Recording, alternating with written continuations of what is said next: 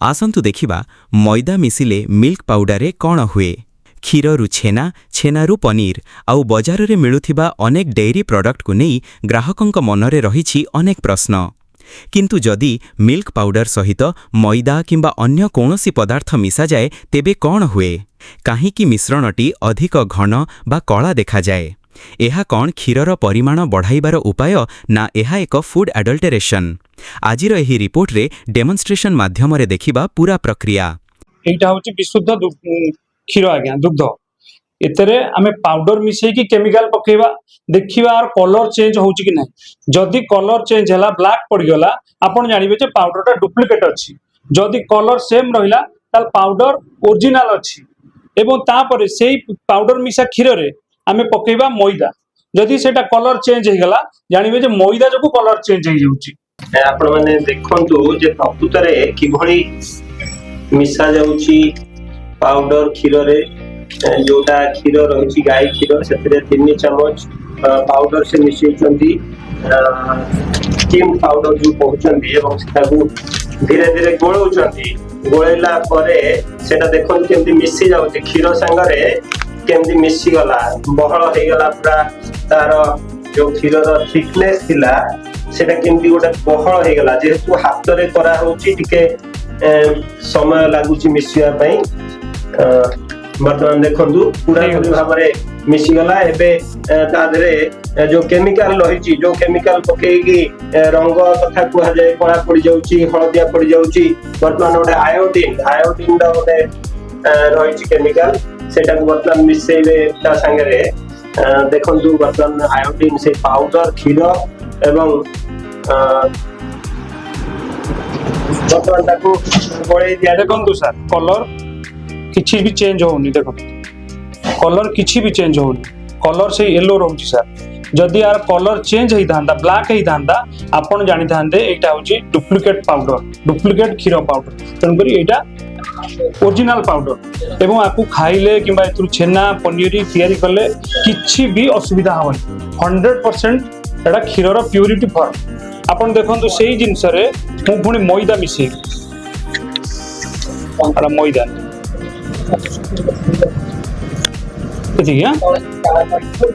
मैदा को मिसे टाइम लगू जेहेतु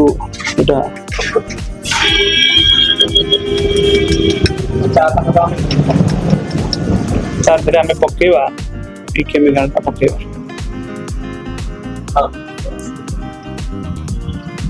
देखो ब्लैक मैदा अंशटा देखो धीरे धीरे ब्लैक हो जानी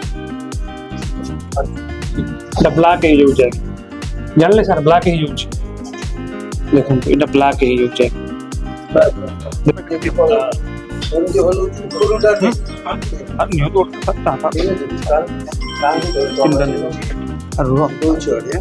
ठीक मानर मिल्क पाउडर निजे मनीषंक खाद्य पई असुरक्षित नुहे। एथिरु पुणी तरल क्षीर प्रस्तुत करा जाई पारे। कौनसी डेयरी प्रोडक्ट रे ग्राहकों को न जणाई अनुमोदित नथिबा पदार्थ मिसाई ताहार परिमाण बढ़ाइबा किंबा गुणवत्तार भूल चित्र देबा फूड एडल्टरेशन रो विषय होई पारे। बजाररू मिल्क पाउडर किंबा डेयरी प्रोडक्ट किनिबा समय रे प्रथमे प्रोडक्ट रो लेबल देखंतु। इंग्रेडिएंट्स कौन रही देखंतु। मैन्युफैक्चरिंग पैकिंग डेट और बेस्ट बिफोर एक्सपायरी डेट जांच करंतु। पैकेटर सील ठीक अछि कि नहीं देखंतु एवं संदेहजनक लागिले निजे अनुमान करिबा परिवर्ते फूड सेफ्टी डिपार्टमेंट को जणांतु।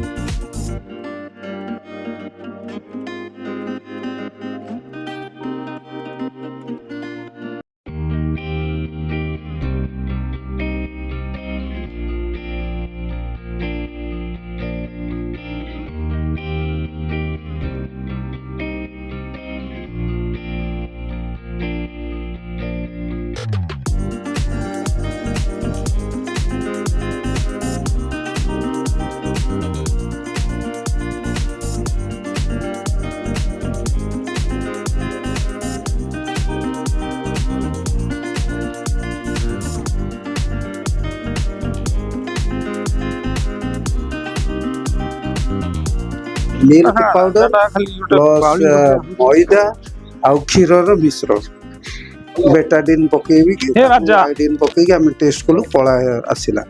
ଏଇଟା ହଉଛି ଏ ଅକୁ ଭାଇ ଏଟା ଅକୁ ଯୋଉ ଭାଇ ଦେଇ କ୍ଷୀର ସହିତ ଯୋଉ ଆମର ମିଲ୍କ ପାଉଡର ଆଡ୍ କରାଯାଇଛି। ଦେଖାଗଲା କି ଏଥିରେ କୌଣସି ରିଆକ୍ସନ ହଉନାହିଁ। ବେଟାଡିନ୍ ପକେଇଲା ପରେ କୌଣସି ରିଆକ୍ସନ ଆସୁନାହିଁ। ଆପଣ ଯୋଉଟା ଦେଖେଇଲେ କଣ ଇଏ ସାର୍ ଏଇଟା କ୍ଷୀରରେ ଏଇଟା ମଇଦା ମିଶିଛି, ଏଟା ବ୍ଲାକ୍ ହେଇଯାଇଛି। ଏଇଟା କ୍ଷୀରରେ ପାଉଡର ମିଶିଛି, ଏଟା ସେମ୍ ଏଟା ମିଶିଛି ସ୍କିମ୍ଡ ମିଲ୍କ ପାଉଡର। ତେଣୁକରି ଇଏ କୌଣସି କଲର ଚେଞ୍ଜ ହେଇନାହିଁ।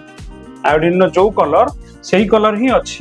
ତେଣୁକରି ଆମେ ଏଥିରୁ ଆପଣ ଜାଣୁଛନ୍ତି ଯେ ମିଲ୍କ ପାଉଡର କୌଣସି ଡୁପ୍ଲିକେଟ ନୁହେଁ। ସେଥିରେ ମଇଦା ମିଶିଲେ କିମ୍ବା ଅଦର କୌଣସି ଜିନିଷ କେମିକାଲ ଜିନିଷ ମିଶିଲେ ବ୍ଲାକ୍ ହବ। କ୍ଷୀରରେ ଯାହା ଅପମିଶ୍ରଣ ହବ ଆୟୋଡିନ ଟେଷ୍ଟରେ ପ୍ରଥମତଃ ଜଣା ପଡିଯିବ। ସେଥିରୁ ଆପଣ ଚିହ୍ନିକି ଓରିଜିନାଲ ଡୁପ୍ଲିକେଟ ଆପଣ ସେଟାକୁ ଏ ଯୋଉ କଳା ଦେଖାଗଲା ଏଥିରେ କଣ ମିଶେଇଲେ ଯେ କଳା ଦେଖାଗଲା? ଏଥିରେ ମଇଦା କ୍ଷୀରଟାରେ ମୁଁ ମଇଦା ମିଶେଇଦେଲି।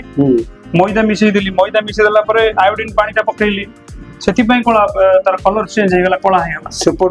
ସେପଟେ ଏ କ୍ଷୀରରେ ଆମେ ପାଉଡର ମିଶେଇଲେ ସ୍କିମ୍ଡ ମିଲ୍କ ପାଉଡର। ଆମେ ଯୋଉ ମାନେ ଜେନୁଇନ୍ କମ୍ପାନୀର କ୍ଷୀର ପାଉଡର ଆଣୁଛୁ, ପରଚେଜ କରି ତା ଲ୍ୟାବ ରିପୋର୍ଟ ରଖିଛୁ, ତାର ଏଭ୍ରିଥିଙ୍ଗ ଆମେ ରଖିଛୁ।